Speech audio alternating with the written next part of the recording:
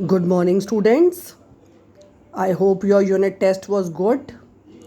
Now, children, you have midterm exams in September, and two chapters will come in your midterm, electricity and light. Now, after electricity, I've been teaching this chapter so long, so kindly keep revising this chapter for your midterm also.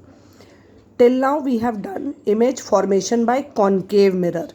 I hope you remember all the 6 diagrams we did. I suggest you to revise all the diagrams. Today I am going to start image formation by convex mirror.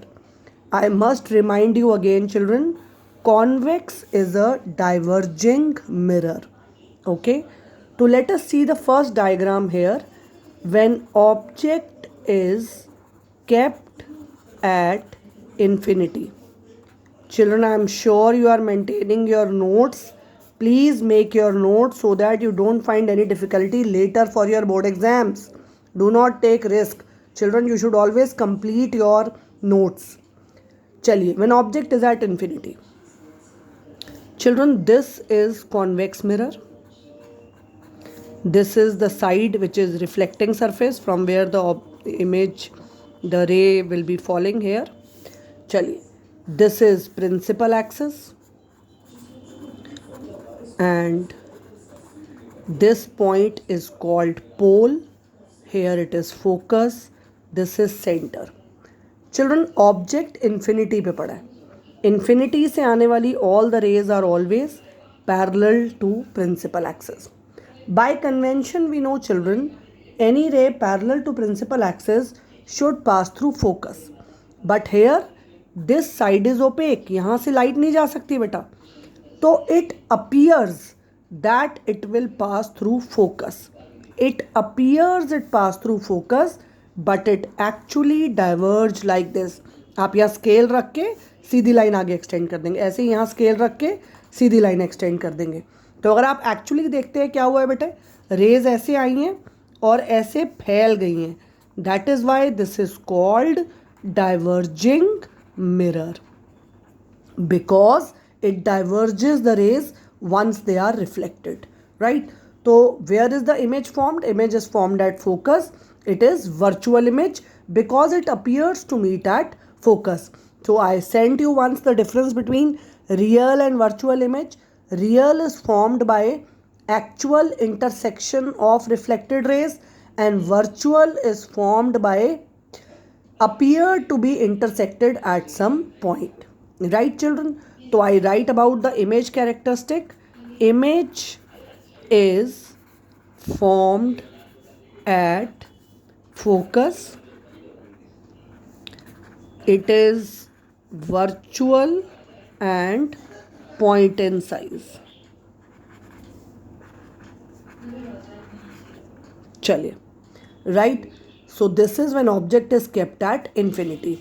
Now I do the second diagram with you. I'll send the picture of this to you. Second is, children, this is very important diagram. I'll tell you where it is used. When object is kept anywhere on principal axis. चलिए, look at this diagram carefully. उसके बाद आप ये दोनों diagram बना के मुझे group पे भेजेंगे. Let's see. This is, children, convex mirror. This is principal axis. This is pole. This is focus. This is center.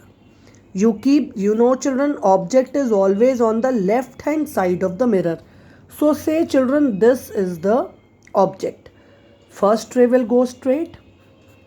Any ray parallel to principal axis, children, it should always pass through focus. What I suggest you, बच्चों, यहाँ इस point से एक scale रख लो. Focus की तरफ एक dotted line बढ़ा दो और पीछे एक्चुअल सॉलिड लाइन से बढ़ा दो, right? Now what was the second convention, you if you remember, a ray which is passing through centre of curvature will go straight without bending.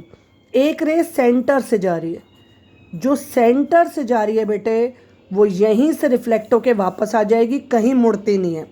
चलो अब देखो डॉटेड रेज कहाँ इंटरसेक्ट करती हैं. Dotted raise intersect हुई बेटा पोल और focus के बीच में, right? So I find the image between pole and focus. देखो इसका साइज ऑब्जेक्ट से छोटा है, ऑब्जेक्ट इतना बड़ा है बेटा, इमेज छोटी है, ऑब्जेक्ट भी सीधा खड़ा है, इमेज भी सीधी खड़ी है, तो we say image is formed between pole and focus. It is virtual and erect. Also we say it is smaller in size. Okay children, it's a very important image characteristic. Next what I tell you, children, this image is used in rear view mirror of your scooties, cars. आपकी जो गाड़ियों के आगे शीशा लगा होता है ना बेटा, जिससे आप पीछे का सारा व्यू देखते हैं, इवन आपकी सीट, ड्राइविंग सीट के ऊपर लगा होता है, that is rear view mirror. वो कॉन्वेक्स मिरर है. आप अपने पीछे आने वाला ट्रैफिक, कोई साइकिल आ रही है, कोई काऊ आ रही है, कोई डॉग आ रहा है, कोई बस आ रही है, जो भी चीज़ें आपकी गाड़ी के पीछे आती हैं, एक तो वो आपको सीधी दिखती हैं और उस मिरर में छोटी छोटी सब कवर हो जाती हैं. आपने अक्सर देखा होगा बेटा, उसमें लिखा होता है the object may appear closer to than where it is actually. क्यों? क्योंकि आप ऑब्जेक्ट कहीं भी रख दो, इमेज हमेशा कहाँ बनेगी? पोल और फोकस के बीच में. तो आई मस्ट टेल यू, वैसे uses are deleted this year. इस साल 2020-21 के सिलेबस से यूजेस डिलीट हो गए हैं, पर ये बड़ा कॉमन सा यूज है, इसलिए मैं आपको बता रही हूँ. It is used as rear view mirror in the vehicles. Right children? चलिए, इसके बाद there is a table 10.3.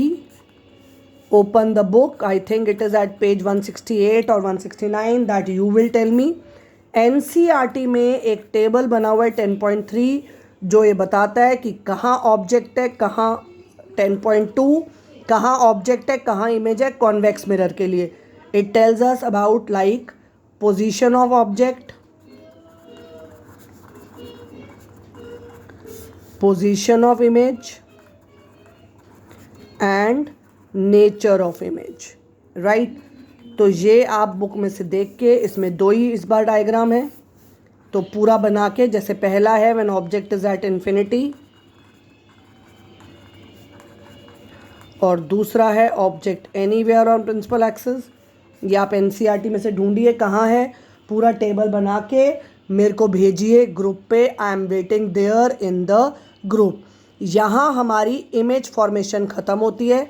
इसके बाद मैं आपको बहुत इंपॉर्टेंट टॉपिक पढ़ाऊँगी, sign conventions in spherical mirrors.